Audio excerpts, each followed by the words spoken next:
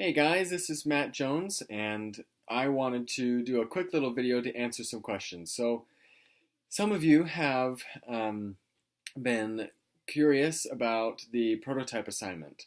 I've been getting a lot of questions about what is a prototype, how do I know what a prototype looks like, how do I make one, how does it work, all of that. So, I want to try and answer some of that by sharing a little bit of my personal story and what's been going on in the last few months. So my wife and I, we are actually starting a business right now using the very same rules and principles that you are using in class. They are real and they do work and they really do help you start a business. And so let me tell you a little story. So back in July, last July, it was actually on the 4th, we were having a big family barbecue. And my older sister, she is a math teacher at a high school. And she's a busy working mom, and she came to the barbecue and she was telling all of us at the barbecue about some of the pain points. She was giving us a bug list of the things that kind of bug her as a working mom. And one of the things that bugs her is cleaning the toilet because it is always such a mess. It's always this just stinky chore that she hates to do. And she has a toilet wand like this. So you probably have something like this in your home. This is a Clorox toilet wand. And you have these little scrubbies that you push this button and off they come, right? Yep, there they go. So you push that little button right here, you slide it off, and here comes the little pad, and there's the soap in there, and then you just attach, and then you go clean. And when you detach it, you throw it in the garbage, okay? And then you keep this wand by your toilet. Now my sister hates this because it's dirty. You store this by the toilet, typically, and that means that this gets tons of germs. So she hates that. Also, these little storage things, she loses them all the time. And anyway, and when she's cleaning down in the toilet, she gets all this nasty, gross water splashing up on her, and so she hates it.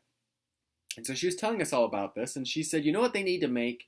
They need to make a toilet wand that you just throw away. You just pull out something like this, you clean your toilet with it, and then you throw it away, and then you just pull out another one when you're ready to clean.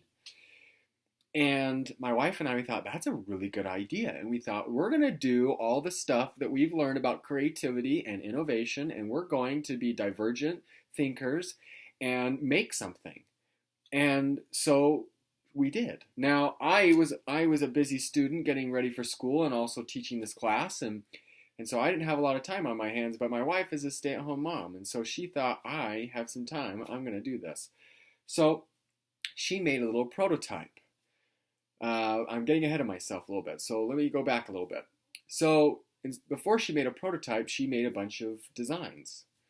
She did the explore activities. She used Scamper. She used a random noun generator.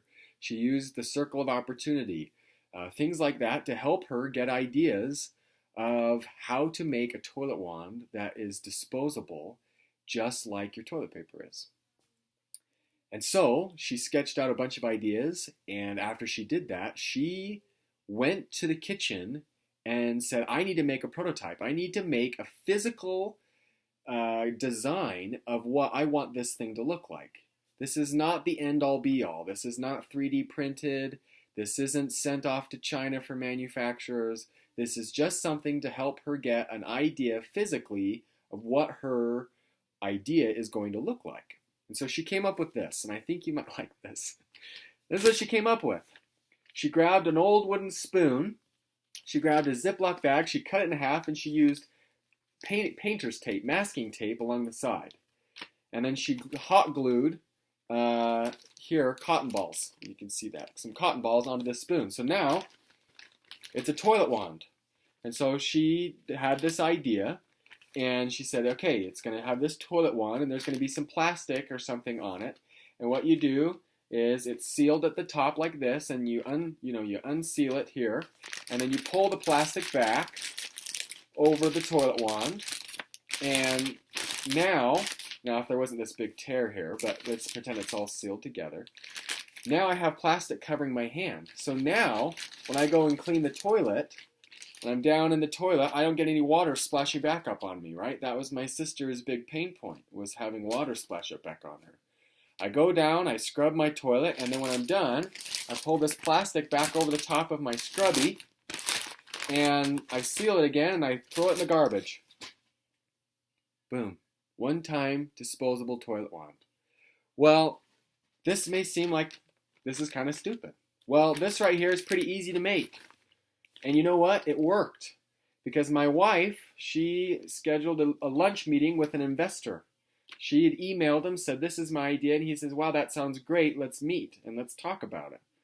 So she went to lunch with this investor. I was busy in school.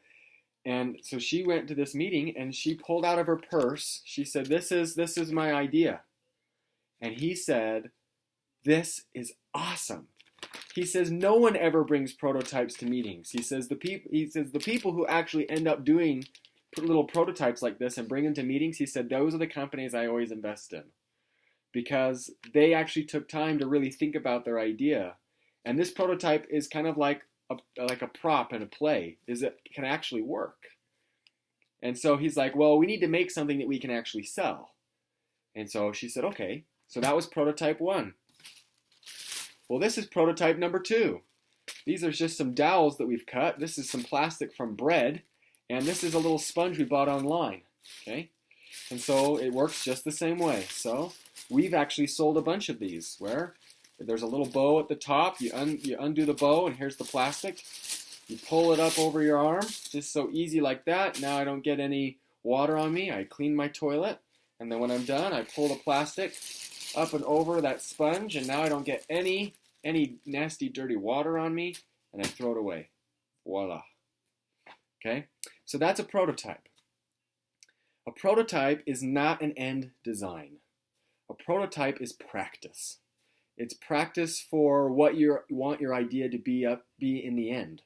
And so that's why you have the assignment to have all of these maker supplies around your house be available. Stuff like cotton balls and tape and plastic and dowels and other kinds of things. We all have that kitchen drawer, I assume, where it's this junk drawer in the kitchen that has all these wires and rubber bands and tape. I grew up with one, and I would use that all the time in coming up with little prototype ideas. So this is what you're making.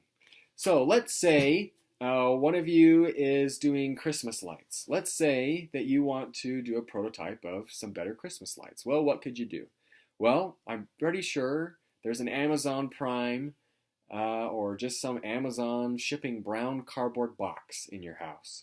And you can take that box and make it look a little bit like a house. And you can put a little roof on it using some paper and some tape. And then what you can do is you can use some wire or some string and show how you want your lights to be attached. And then what happens is when in the end assignment where you're going to pitch your idea to me via video, just like this, you have your little prototype that you can demonstrate and show to me, just like I have for you. So that's one idea of the cardboard house. You can do lots of things. I've had students who want to make an app. I kind of discourage apps because apps are usually they're not the solution to a problem. They usually are part of a solution. And so I don't want kids or students just making just an app. I want them to make something and an app. But anyway, so if they have an app that they want to show, I have them pull out a piece of paper and they draw out the different things that you would see on your screen. And then they have different pieces of paper that they say, this is the home screen. And then when I swipe, it goes to this screen. And then it goes to this screen or whatever. And so they have these different physical prototypes of what they want it to look like in the end.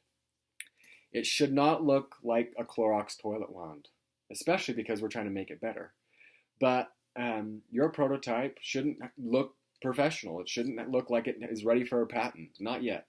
It can simply be the stuff you find in your kitchen, and that's a prototype. So hopefully this answers some questions about what a prototype is. It's very basic materials. It should not take you a lot of time to make, but it should do a few things.